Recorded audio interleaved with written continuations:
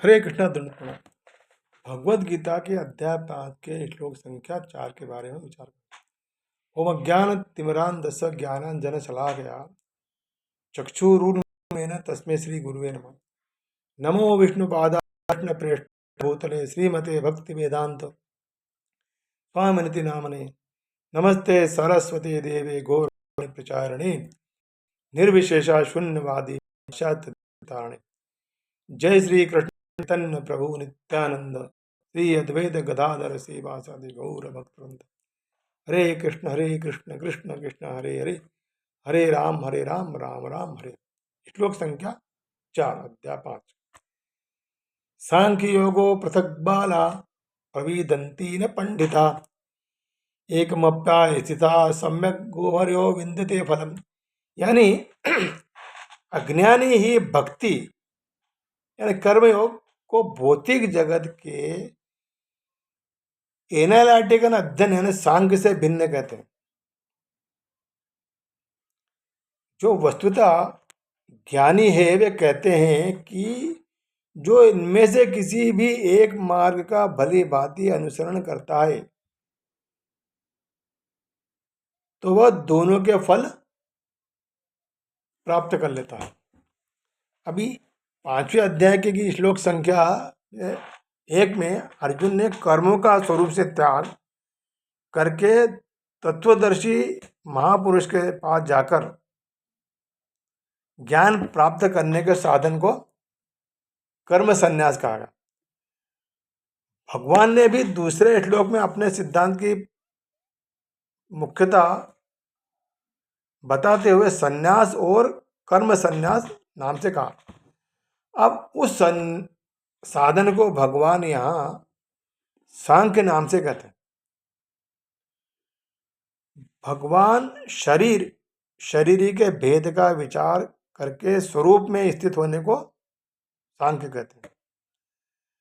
भगवान के मत में संन्यास और सांख्य एक पर्यायवाची, दोनों एक ही चीज है, जिसमें कर्मों का स्वरूप से त्याग करने की आवश्यकता नहीं होती है। अर्जुन जिस कर्म संन्यास की बात कर रहे हैं वह भी निस्संदेह भगवान के द्वारा कहे गए सांख्य का ही एक भेद है। कारण कि प्रामाणिक गुरु से सुनकर भी साधक शरीर और शरीरी के भेद का ही विचार करता।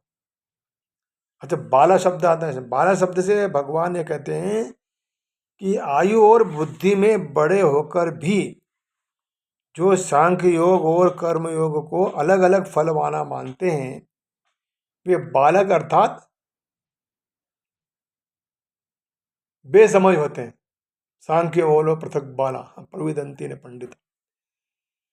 जिन महापुरुषों ने सांख्य योग और कर्म योग के तत्व को ठीक ठीक समझा है वे ही पंडित अर्थात बुद्धिमान। वे दोनों को अलग अलग फल वाला नहीं कहते, क्योंकि दोनों साधनों की प्रणालियों को देखकर उनको न समझकर दोनों के वास्तविक परिणाम को देखते हैं। साधन प्रणाली को देखते हुए स्वयं भगवान ने 3 अध्याय के 3 श्लोक में सांख्य योग और कर्म को 2 प्रकार के साधन स्वीकार। सांख्य योग और कर्म योग दोनों की साधन प्रणाली अलग अलग है, पर जो साध्य है अलग अलग नहीं है। इसमें एक शब्द आता है एक मप्ता स्थिता सम्यक गोभार्यो विन्दते फलम। गीता में जगह जगह सांख्य योग और कर्म योग को भगवत प्राप्ति का यानी कृष्ण भावनामृत का फल बताया। अब 13वें अध्याय में दोनों साधनों में परमात्मा तत्व का अनुभव बताया गया। फिर 3 अध्याय में बताया गया कि कर्मयोगी के लिए किस प्रकार परमात्मा की प्राप्ति होती है।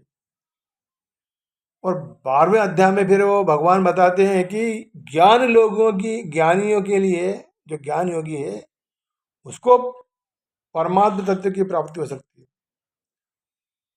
मैंने ज्ञान योगी कर्म योगी सभी को परमात्मा तत्व की प्राप्ति बताई गई है भगवान। इस प्रकार भगवान के मत में दोनों साधन एक ही फल वाले होते हैं।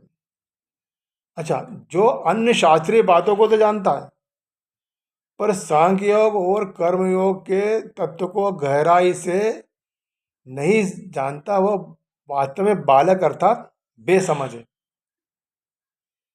इस प्रकार हम देखते हैं कि गीता भर में अविनाशी तत्व के लिए फल शब्द इसी श्लोक में आया है। फल शब्द का अर्थ है परिणाम। मनुष्य का अपना उद्योग मुख्य है। ज्ञान योग में क्या होता है? विवेक मुख्य होता है। और कर्म योग में क्या है? परहित की क्रिया रूप उद्योग मुख्य होता है। साधन का अपना उद्योग परिश्रम सफल हो गया, इसलिए इसको फल कहा गया है। यह फल नष्ट होने वाला नहीं है। कर्मयोग और ज्ञान योग दोनों का फल आत्मज्ञान अथवा ब्रह्म ज्ञान कहलाता है। करते हुए कर्म करना कर्म योग है और कुछ न करना ज्ञान योग है। कुछ न करने से जिस तत्व की प्राप्ति होती है, उसी तत्व की प्राप्ति कुछ करने से हो जाती है। करना और न करना तो साधन है, और जिनसे जिस तत्व की प्राप्ति होती है वह साध्य है। हरे कृष्णा दंड।